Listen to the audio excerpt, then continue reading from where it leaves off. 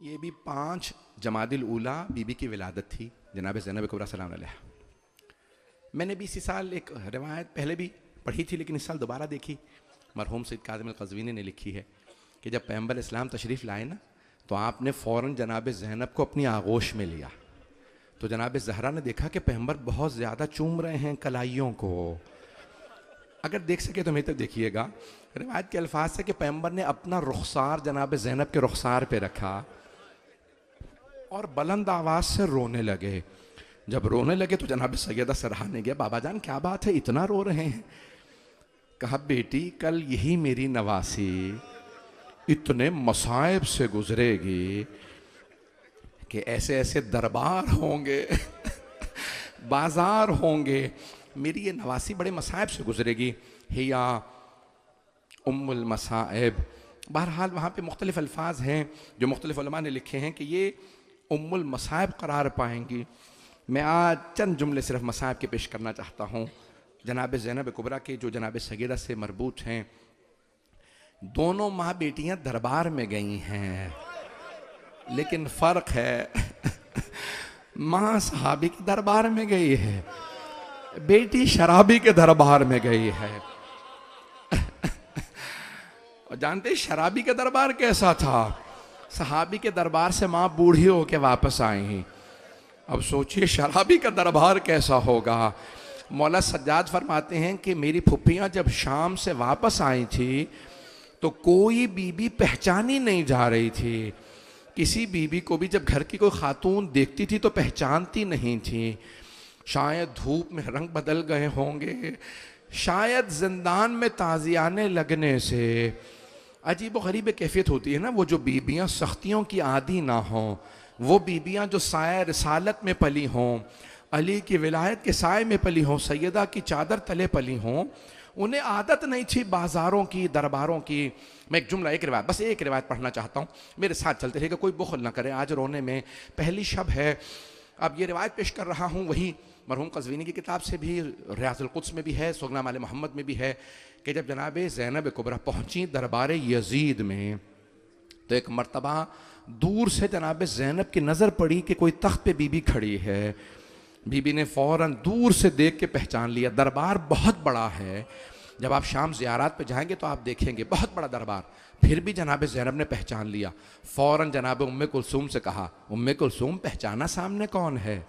تو جناب ام کلثوم نے کہا کہ بی بی جب سے عباس کی شہادت ہوئی ہے میری دور کی بینائی کمزور ہو گئی ہے۔ بس بھئی میں دیکھ رہا ہوں میرے بعض بزرگ برداشت نہیں کر پا رہے، ابھی تو میں نے سخت جملے پڑھے ہی نہیں ہیں۔ بس بھئی جہاں جہاں پہ جگہ مل جائے بیٹھ کے سن لیجئے گا۔ ایک مرتبہ جناب زینب کبریٰ سلام علیہ نے فرمایا کہ ام کلثوم غور سے دیکھو سامنے ہند کھڑی ہے۔ تو جناب ام کلثوم نے کہا بی بی کون سی ہند؟ وہ جو ہماری خادمہ تھی، مولا امیر المومنین کے گھر میں خادمہ کے طور پہ رہی تھی۔ کہا وہ جسے ہم نے پردہ سکھایا تھا؟ کہا ہاں ام کلثوم وہی ہند جسے ہم نے پردہ سکھایا تھا۔ اب جناب ام کلثوم نے کہا بی بی وہ ہند جسے ہم نے پردہ سکھایا تھا وہ تو پردے میں ہے لیکن ہم پردے میں نہیں ہیں۔ ہند نے ایک برقع لے رکھا تھا جس کا نقاب باریک تھا، چہرہ نظر آ رہا تھا۔ اسے بتایا تھا یزید کو باغیوں پہ فتح ہوئی ہے، وہ باغیوں کا تماشا دیکھنے آئی تھی، اسے نہیں معلوم کون آ رہا ہے۔ ایک مرتبہ بیبیاں اب سر جھکائے ہند کے سامنے سے گزر رہی ہیں۔ آپ جانتے ہیں نا جو غیرت مند لوگ ہوتے ہیں، باحیا ہوتے ہیں، وہ پریشانیوں میں مصائب میں اپنوں سے ملنا پسند نہیں کرتے۔ مصائب کس کس کو بتائیں گے ہم پہ کیا گزر گئی۔ بس اتنے میں سب بیبیاں سر جھکائیں ہند کے سامنے سے گزر رہی ہیں۔ ایک مرتبہ ہند نے وہیں تخت پہ کھڑے زمین پہ نہیں کھڑی تھی، تخت پہ کھڑی تھی کیونکہ یزید کا دربار تھا، شوہر ہے لیکن جانتی ہے یہ دربار اچھا نہیں، وہیں پہ کھڑے سوال کیا جناب زینب سے، من ای بلاد انتم، آپ لوگ کون سے شہر کے رہنے والے؟ جناب زینب نے سر نہیں اٹھایا، ہاتھ بندھے ہوئے تھے بی بی کے، بی بی نے وہیں بندھے ہاتھوں سے سر جھکائے کہا نحن من بلاد المدینہ، ہم لوگ مدینہ شہر کے رہنے والے ہیں۔ ہند فوراً تخت سے اتری زمین پہ آ گئی۔ جناب زینب نے پوچھا کیا بات ہے، تخت سے کیوں اتری ہو؟ کہا بی بی مدینے والوں کے احترام میں مدینے والوں کا بڑا احترام کرتی ہوں. جناب زینب کے آنسو بہنے لگے. ایک مرتبہ ہند نے کہا بی بی میں مدینے والوں سے متعلق سوال کرنا چاہتی ہوں, کیا آپ مدینے والوں کو جانتی ہیں؟ جناب زینب نے ایک مرتبہ ابھی بھی سر نہیں اٹھایا, فوراً کہا کس کے متعلق پوچھنا چاہتی ہو؟ ہند نے کہا بی بی مدینے میں میرے مولا حسین رہتے ہیں, میں علی کے خاندان سے متعلق سوال کرنا چاہتی ہوں, میرے مولا کے بیٹے ہیں, بڑے دلیر ہیں. جناب زینب کے آنسو بہنے لگے. کہ اور کس کا پوچھنا چاہتی ہے؟ کہ بی بی میرے مولا کا ایک جوان بیٹا ہے, ہم شکل پیغمبر ہے, نام علی اکبر ہے, بہت خوبصورت ہے. جناب زینب کے آنسو اور تیزی سے بہنے لگے. کہ اور کس کا پوچھنا چاہتی ہے؟ کہ بی بی میرے مولا کا ایک اور بیٹا ہے, نام سجاد ہے, بہت غیرت مند ہے, عابد و زاہد ہے. جناب زینب نے کہا اور کس کا پوچھنا چاہتی ہے؟ کہ بی بی میرے مولا کا ایک بھائی ہے, نام عباس ہے. جناب زینب نے کہا ہند اپنے مولا کی بہنوں کا نہیں پوچھے گی؟ ایک مرتبہ ہند نے سر اٹھا کے کہا خبردار بی بی, ان بیبیوں کے نام مت لیجئے گا, وہ علی کی بیٹیاں, یہ شرابی کا دربار ہے. خبردار بی بی ان کے نام نہ لینا, ان کی ماں کا جنازہ رات میں اٹھا تھا, وہ بڑی پردہ دار بیبیاں ہیں, یہ شرابی کا دربار ہے بی بی, ان کے نام نہ لینا. اب جناب زینب سے رہا نہیں گیا, بی بی نے سر اٹھایا.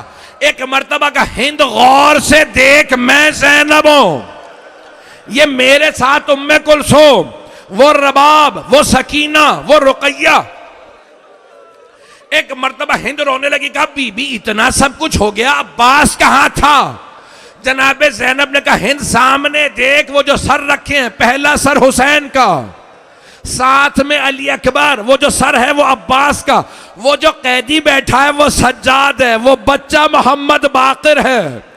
خدا کی قسم ہند نے اپنے سر سے برقع اتارا, زمین پہ پھینکا, دوڑتی ہوئی مجمع عام میں آ گئی, رو رو کے کہنے لگی او یزید یہ تو نے کیا کیا؟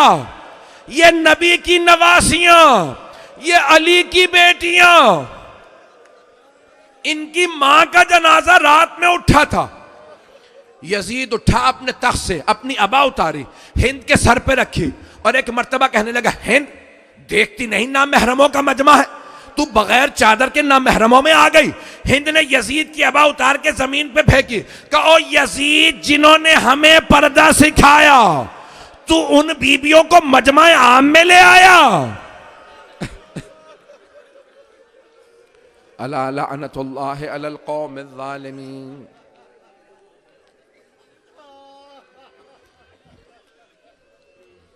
وَسَيَعْلَمُ الَّذِينَ ظَلَمُوا أَيَّ مُنْقَلَبٍ يَنْقَلِبُونَ. بس پہ 2 جملے دعا کے.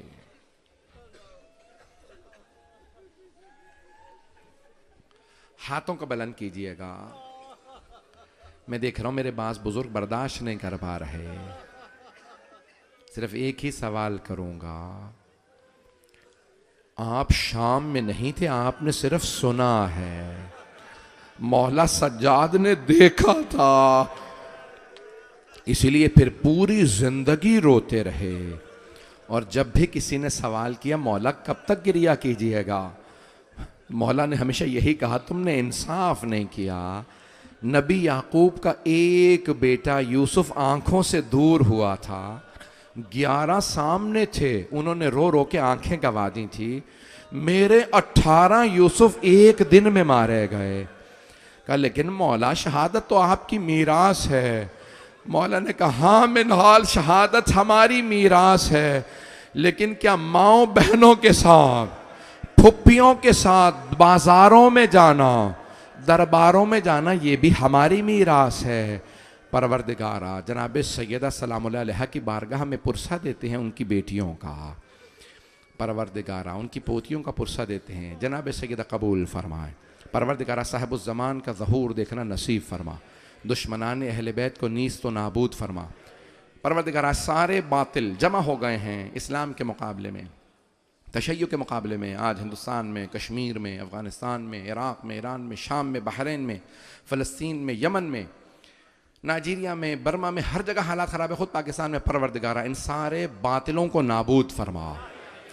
اسلام کی حفاظت فرما۔ پروردگارہ بانیان مجلس، حاضرین مجلس، سب کی توفیقات میں اضافہ فرما۔ ہماری گنہگار آنکھوں کو امام زمانہ کی زیارت نصیب فرما۔ دشمنان اہل بیت کو نیست و نابود فرما۔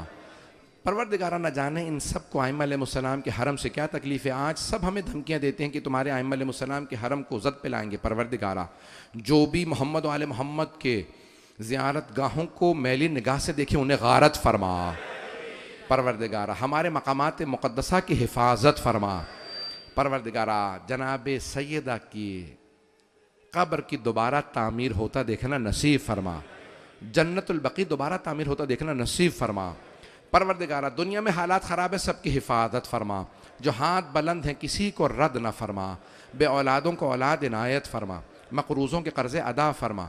پریشان حالوں کی پریشانیاں دور فرما۔ ربنا تقبل منا انك انت السميع العليم بحق محمد وآلہ الطیبین الطاہرین المعصومین۔ ماتم حسین۔